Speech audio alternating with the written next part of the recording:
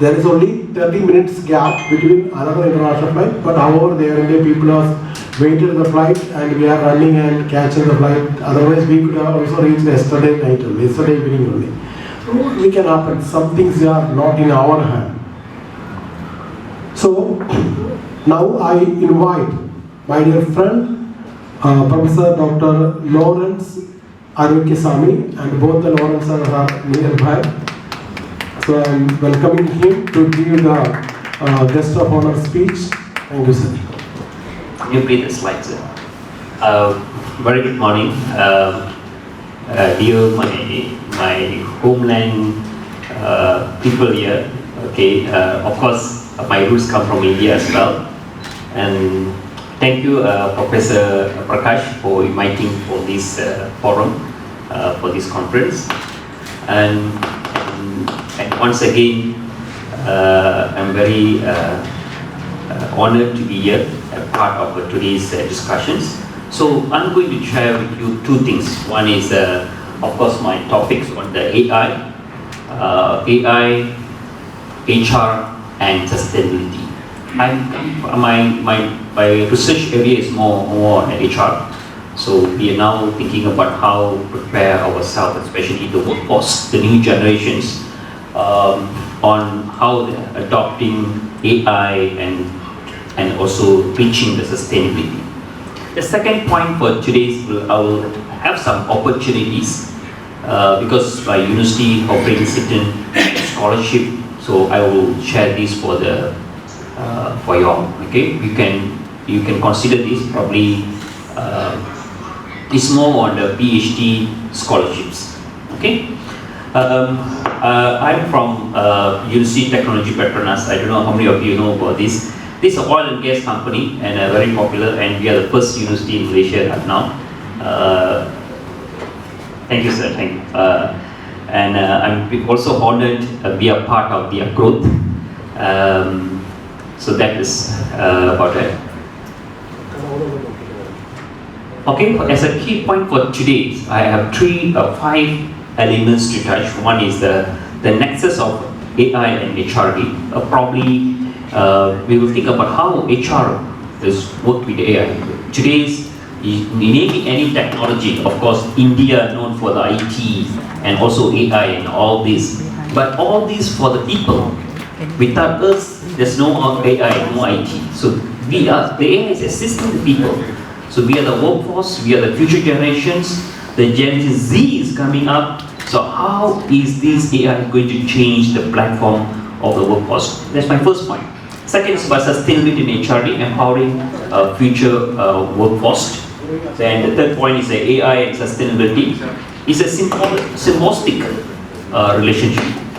And fourth is the challenges or the ethical considerations. What are the ethical issues that we have to face when hiring or employing AI or technology to our processes.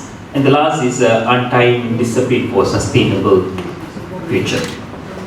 So for the first point, the nexus, we can see they are about 13 trillion US dollar by 2030 is going to be a part of the growth with this AI. So we can see if you are running a business, I'm sure all the country is emphasizing on economic growth. We cannot avoid AI. AI will be the part of the growth. I give one example. I'm sure all of you know AirAsia. I think Dr. Prakash is talking about the delay. Maybe they apply to put AirAsia or Mars. In 2009, AirAsia already using AI. Before the COVID, they already started. The only aircraft in Malaysia was, even the Mars was one of the premier aircraft in Malaysia. They failed to do this. So before pandemic, they already have these checkbox. So whereby they reply all the comments or requests from the customer. So imagine, see, in 2019 they use this system AI, and 2020 there's a pandemic, and the entire organization is stopped. but the only Asia is able to communicate with the people, which Mars failed to understand this. Mars only hired these AI after 2022, and now they're struggling to adopt. If you look at the Mars and the Asia doing 100 times better than Mars. This is a reality what is happening in Malaysia because of the adoption of AI. So this is another how is important. Okay, and by 2025 it's going to be about 50 billion ringgit US. It's going to be a huge amount. Okay, and also we can see how uni-level using AI in managing and hiring people. 60% of the hiring is going to be through AI in the future. So many international companies, big corporations already adopt this, and this is the future. Okay, so that's why AI is a very creating a platform, learning platform for the sustainability. So that's my first point of understanding this. Moving forward, we have this sustainability and HRD. I'm trying to connect with the HR, human resource development, into sustainability. So I've done a lot of research and working on many projects as well, on the consultancy and the research grant and all this. So based on the evidence shows that 94% of the executive agree human capital will be a critical driver for the long-term sustainability of companies. Okay, so adopting sustainability and the HR will be the more key drivers. So some of you may think, what is human capital? Capital means is assets. So human become an asset for the company. Those days, as human workforce, employee is a liability because a monthly I pay your salary, so you are my liability. But today, the companies views that you are the capital for the company. Okay? So of course, we can see by 2030, the International Labour Organization says that about 24 million new green jobs will be created. So this AI is going to change many things. So including our professions. I think in the early 30s when IT was formed, we have IT engineers, IT software engineers, many profession has been developed. Similarly, it's going to happen the same thing. Another revolutions. I think India is very well prepared for this. Okay, so these are the new job will be created. So future generations, especially our children's, our nephew, niece, educate them go into the AI. And in 2016, one of the speech by Satya Nadella, I'm sure you know who Satya Nadella is, Microsoft CEO. He said, we don't hire any graduates from IT and computer science in the future. He said about 8 years ago, 2016, I remember his speech, whereby they want to make everybody to learn computer and not necessarily only the computer science will do the programming, no such thing. Today, without a degree in computer science, IT, you can be excel in IT. Because it's just a certification you can take, like my students, business student taking a Power BI, which is a data analytic, and they go into industry, they apply. So that is a scenario we are getting. So that's why that's where integration is coming in. Okay? This is what I said as relationship, symbolic relationship. You can see the World Economic Forum estimated AI applications about 20% solution after the Paris Agreement. We all know what is the Paris Agreement in 2016, where all the countries taken the oath that we will go into the sustainability. Okay, but before that, in Kyoto in 2011 or 12, it failed. But in 2016, Paris Agreement, everybody are strict and everybody agreed. So this is what happened. And many organizations like DHL, a big corporate company, they're using AI to monitor their prospectors.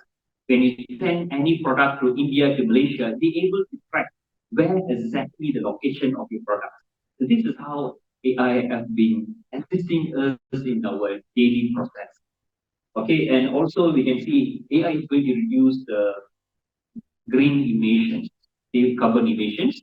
I think all of us knows what is renewable energy, and all of us are moving towards that. And every country have promised by 2050 we will go into the zero carbon. I don't know whether the zero carbon is a realistic word or not. Uh, Many researchers, scientists say zero is impossible, but some say it's possible. Like one of the countries, like Bhutan, they are the negative in carbon emission. Negative. They've gone beyond zero. So there are some successful stories of. Okay, so what are the challenges you think happening is here is in the AI, using AI, also there are some challenges whereby there are some biasness happens whereby Amazon experienced the issue of with AI recruitment and some discrimination against women. This is the real facts that hiding in Amazon. So because the AI is very much into the hiding male rather than female, so that causes a biasness in the process of selections of employment. So this is the one of the challenges they feel that AI is sometimes. That's why the human touch is important.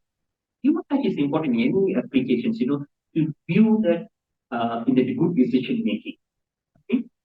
And also the study from MIT as facial recognition system also some of the errors because today we can see we're using facial, especially your phone. Today is your Apple, okay, it's facial recognitions. Okay, also there's an error. So these are the current challenges, and the workforce displacement, in the leading electronic companies, there are a lot of issues. So these are the challenges in the AI. So AI is good. What my view here is AI plus a human is very important to balance or give you a perfect system for the organizations. Okay, the last point about the uh, interdisciplinary. Like what happened, what we are doing, Petronas are doing right now is this program was started in US, then moved to UK. Then in Asia, I think only two universities are working on this. One is NUS, another one is UTP. We have created a new degree program called Integrated Engineering. All the while, engineering means what? Mechanical, electrical, civil, what else? All typical, which is concentrated and focuses only one. So today, organization, they want someone who are integrated, especially like Tesla. So look at Tesla, EV cars. A company like a Tesla, in the future, they're going to build many EV cars, including India already have your EV cars. So they need engineers who knows everything, which is they know electrical, they know what is design, they know what is IT, and they also must know what is knowledge, business knowledge. Because entrepreneurial mindset is important to start a business. So when engineers is building a processors or a gadget, they don't think about the business element, right? Because engineers are right, they have professions to develop a gadgets or something for useful for people. But today's engineers they need to understand the uh, engineering method. They need to know how to design it so that the design is capable for using. The third is they must know IT, and the last one is the business. So the combination of these four elements, they call this integrated engineering program, which is already started in Malaysia by UTP. We are the first university, and NUS already have this. So these are the new programs that are going to take place in the future. So today, don't think about I'm in the business school. I'm only think about business element. No, we also must think from the IT engineering so that we creating a product or of services to the people. So these are the challenge, So these are the future that every country is focused.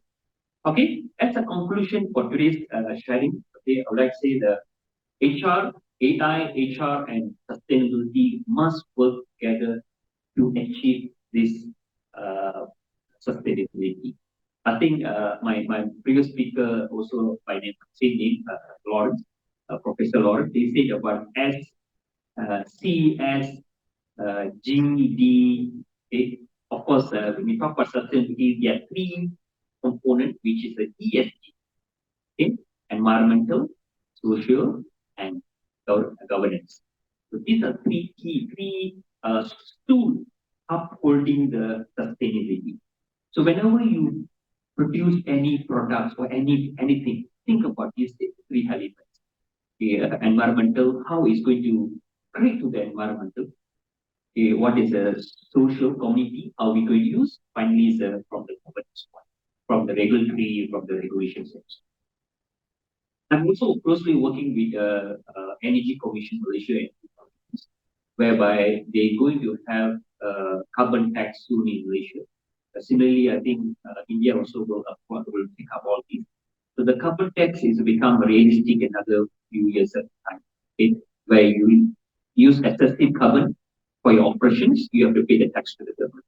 So these are the changes that's taking place. So that is my point here for today's presentation, for my today's sharing. My second point, I say that UTP is aggressively looking for, we call this GA, graduate assistant, meaning that if with your degree and masters, if you are successfully appointed as a GA offered, your cost structures all paid for 3 years for your PhD, all paid. On top of that, they give you subsistence allowance 2,500 per month for your 3 years program. And you need to be there in the campus 9 to 5, like a normal job. Actually, I need one. Student to work under one project. It is the AI and HR. Okay? If you have anyone interested to do a PhD, then please let me know. Contact with me. But your CV and your proposal must be good. Okay, applying Petronas scholarship is not easy. I think your proposal, because you're going to have a few prospectors, not me only. Of course, I will recommend, but it's go to the board to filter your proposal, whether proposal is ready to not. So please touch with me. And I need to leave early because I have to find the teaching.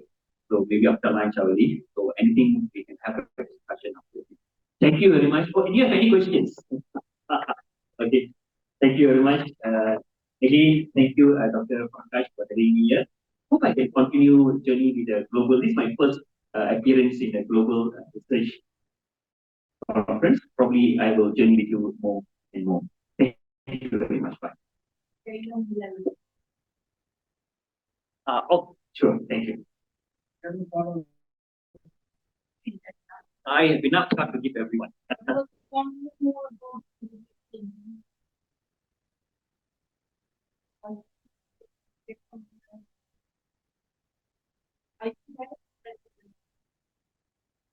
In different departments, the integrity comes from the people.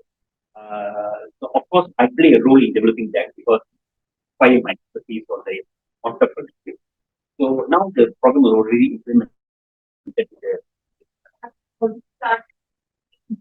Yeah, starting September intake, this past intake, they already taken foundation. From the foundation, 1 year they go into the full program. Yes, sir. Thank you for your thought-provoking session.